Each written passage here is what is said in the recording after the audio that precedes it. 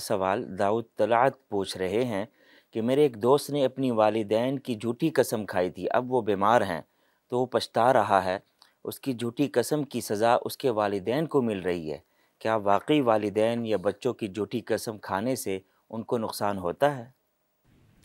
بسم اللہ الرحمن الرحیم۔ سورۃ مسولہ کے اندر والدین کی جھوٹی قسم کھائی گئی۔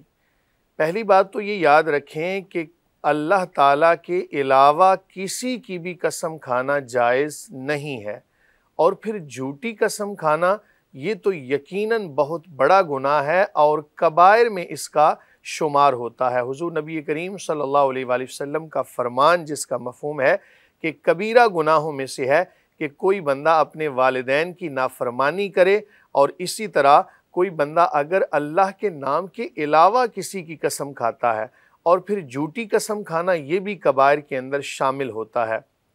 رہی بات یہ کہ آپ نے قسم کھائی اور اس کی وجہ سے آپ کے والدین کو نقصان ہوا، یہ مناسب بات نہیں ہے اور قرآن و سنت کے خلاف ہے۔ یاد رکھیں جو بندہ گناہ کرتا ہے اس کے گناہ کی سزا اسی کو ملتی ہے۔ ہاں، ایک عمل ایسا ہو سکتا ہے کہ والدین نے اپنی اولاد کی تربیت صحیح معنوں میں نہ کی ہو تو اس کی وجہ سے کل بروز قیامت ان کو نقصان اٹھانا پڑے گا اور اللہ تعالیٰ کے ہاں جواب دہ ہونا پڑے گا۔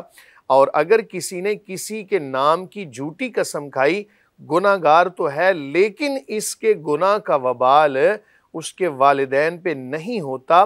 آپ کے والدین کسی اور وجہ سے بیمار ہو سکتے ہیں، اپنی خطاؤں کی وجہ سے، لیکن اس جھوٹی قسم کی وجہ سے ہم یہ نہیں کہہ سکتے کہ وہ بیمار ہیں۔ ہاں، اگر آپ اس وجہ سے پریشان ہیں تو آپ ان کی طرف سے صدقہ کر دیں۔ کیوں کہ صدقہ ادا کرنے سے مصیبتیں بھی ختم ہو جاتی ہیں، اور بعض دفعہ آنے والی مصیبت بھی صدقہ دینے کی برکت سے ٹل جاتی ہے۔ تو ہر بندے کو یقیناً روزانہ کی بنیاد پر صدقہ کرتے رہنا چاہیے۔